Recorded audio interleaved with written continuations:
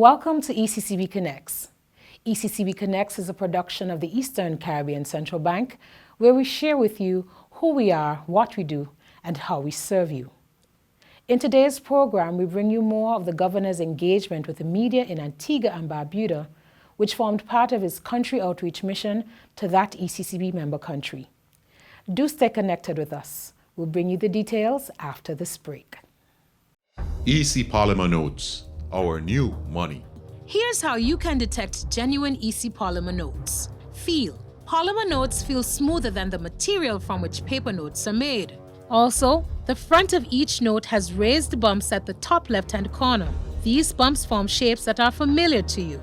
Look for the clear window at the front and back of each note. This window allows you to see through the notes. If you hold the notes up to the light, you'll see the value of the note in an area of plain colored print. Tilt. A holographic foil is on the $100, $50, and $20. The images move and their colors change when you tilt the notes. Remember, detecting genuine EC polymer notes is as easy as 1, 2, 3. Feel, look, and tilt. EC Polymer Notes, cleaner, safer, stronger.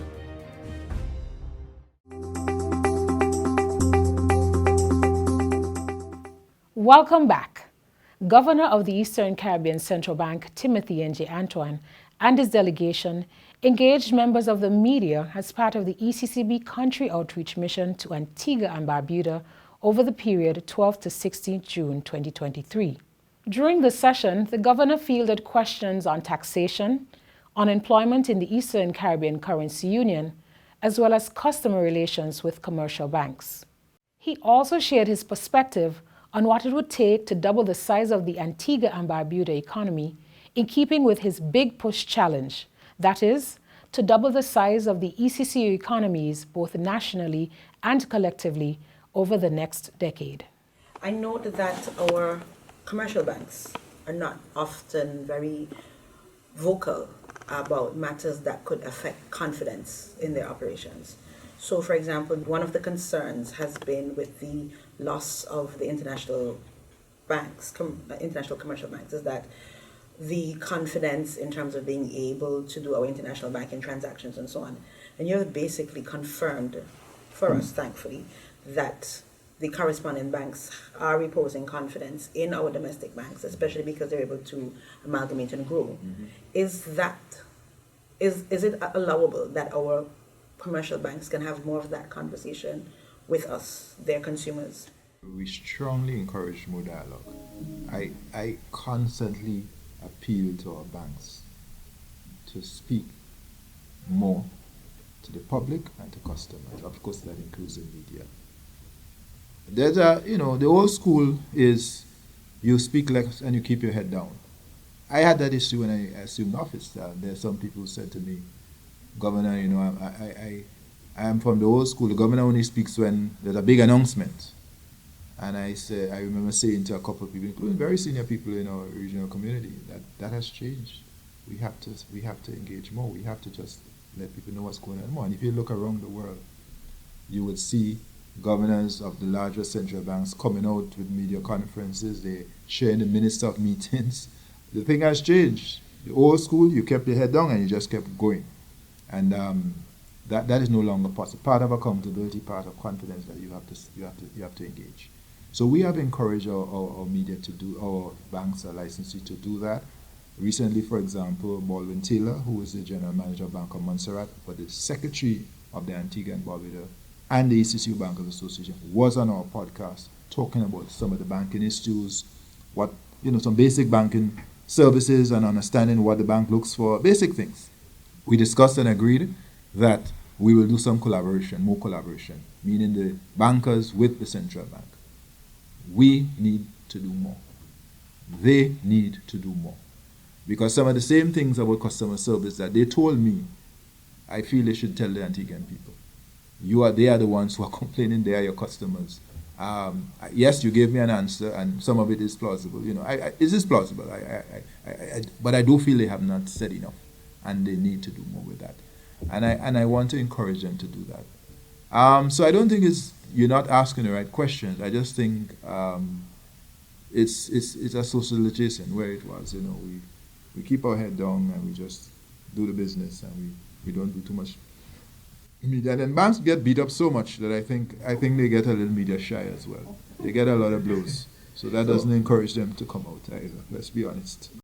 You talk about what would it take to grow the Antigua and Barbuda economy, double it within the next 10 years. One of the recommendations from the cabinet notes suggests that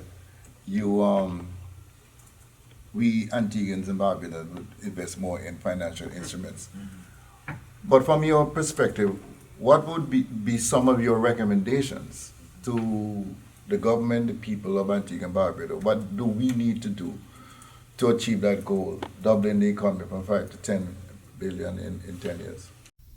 Well, there are multiple things. Antigua is investing heavily in infrastructure, public infrastructure, your tourism, your roads and your airport upgrades and so on, your seaport upgrades. And then, of course, on the private side, you have a number of hotels, both here and in Barbuda and so on. Big developments. I do feel there needs to be a national conversation about taxation. I feel it's important for the country to have an honest conversation with all the numbers on the table. Antigua and Barbuda has the lowest tax effort. While that could be deemed a source of pride, you also have some of the highest payables, as in owed to credit to suppliers. That is not something, obviously, that is appropriate or ideal, because it means these people it affects business. It's cash flow. Businesses operate on cash flow.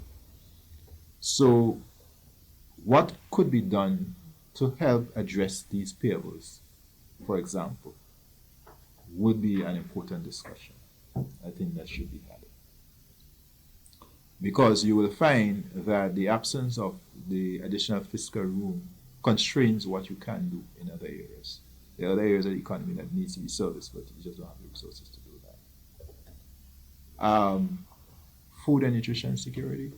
What else can we do? Can we get sufficient in chicken or pork or pineapple, for example? We can't do everything, but what are the areas? We have these hotel properties coming on. How much of these properties, how many of these properties will be able to rely on local food production? It's an opportunity, but how do we make sure that more of these hotels are using local food? So our farmers know they have a good market, they have, they can really make the investment with support, and that the hotels can rely on them. Because that's the other thing. The hotels will say, we want to buy local, but we can't rely. When the guest comes down in the morning for breakfast or comes in the evening for dinner, the food has to be there. You can't say the eggs didn't arrive, or we're still waiting on the meat. It has to be there. So those logistics have to be resolved. But those are opportunities. I'd love to see those conversations happen, because in the process, it will strengthen the economy, it will grow the economy, it will get you much faster on the path to the doubling the challenge we put out. I know people are passionate about their party and their political, their affiliations. I get that, but you have to be most passionate about Antigua and Barbuda, because whoever sits in government is the government of Antigua and Barbuda. Serves the people, and therefore that is what we want to see: a conversation come around these issues. That this is what Antigua and Barbuda needs. You took steps in the 70s to go into tourism. Others followed. What must you do now for the next decade and beyond? In the opening again, you spoke of meeting with the social partners. You also met with the cabinet, you met with the leader of the opposition and his team, and you met with the bankers, the private sector organization, Chamber of Commerce, youth, women, and all of that. I want to assume that you may have raised this issue of taxation and national discussion on taxation when you met with all these various groups. I just wanted to know what has been the feedback, what has been the response from all government, opposition, ordinary folks about this whole matter of taxation. So it was raised. We certainly have raised it. People are open. People want to have the conversation. I'm not saying people are ready to do A, Y, or Z, What I'm saying is that people want to have the conversation. I think people appreciated the central bank as a neutral, independent party, sharing views and having the conversation. So I think that is a value added right there. Some of the data we shared, people have not seen. The regional comparators, people don't know. So if you're in your own country or you're in your country and all you know is your country, you will think whatever you think. Oh, we pay the most taxes. Oh, we this. Oh, we that. And then you start to look at the regional numbers and you see the entire 8 countries and say, okay, what are they doing? What are we doing? What could we learn? What could they learn from us? It actually helps when you have that sort of cross-fertilization. So people are open. In fact, one of the things people said is they want more sharing from the central bank. In other words, the data, the engagement, come more often, people are open. I think people want to talk. People care about their country. Deep down they care. I mean, that's what it is really, it's a care factor there. And we want to just facilitate that or support that. So I heard more of this, let's talk. And sure, we may have disagreements along the way, but we will eventually, hopefully, come to some consensus.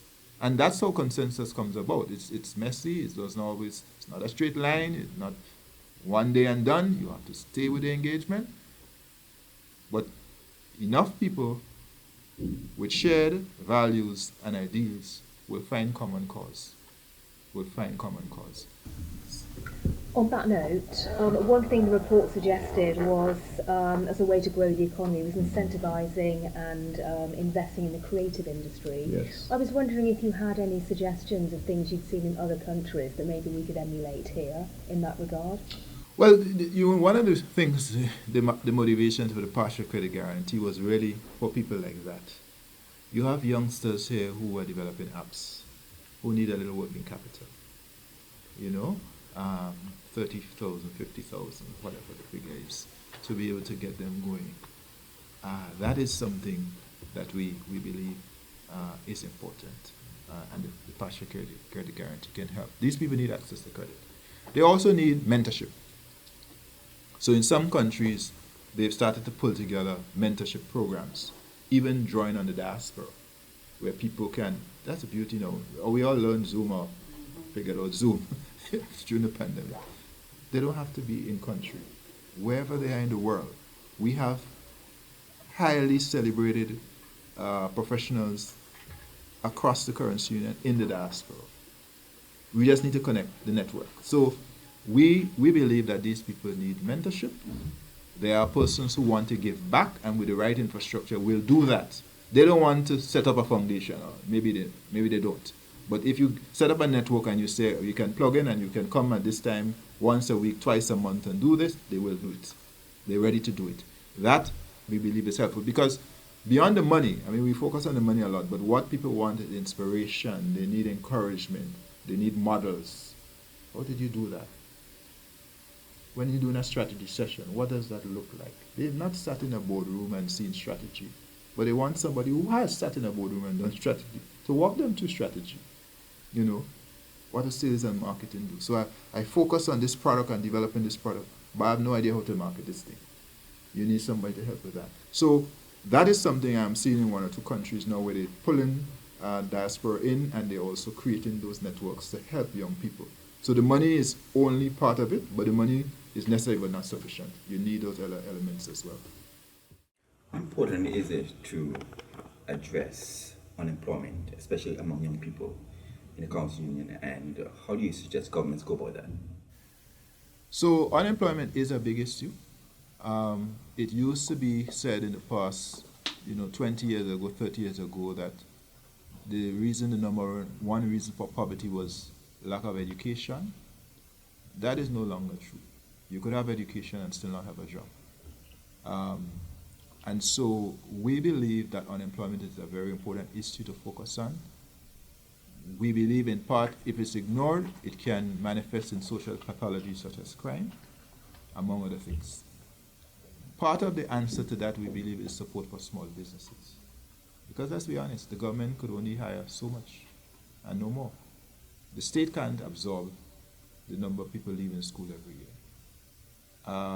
Yes, we want more of them to go to 5 islands, and I want to encourage students to look at the Five Islands options and to pursue them, because I think they have some really nice offerings, including in the STEM area, the technical area, technology. But you also have to support these people with pursuing dreams with businesses.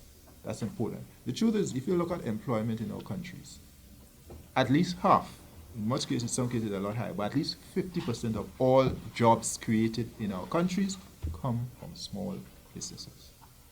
So if you're going to tackle employment in an effective way, especially youth employment, you have to support small businesses.